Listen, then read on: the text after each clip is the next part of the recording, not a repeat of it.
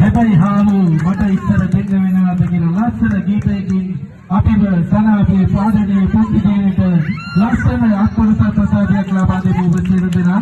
හරි පුතේද මේ විශේෂ මණ්ඩලයේද නෙමව අනන්තලට ආයුබෝවන් කියලා ලස්සනට hina වෙලා විදගෙන යන්න බලන් ඉස්සරහට. හරි කොහොම ඉස්සරහට විදගෙන යන්න. හරි කොහොම ස්තුති.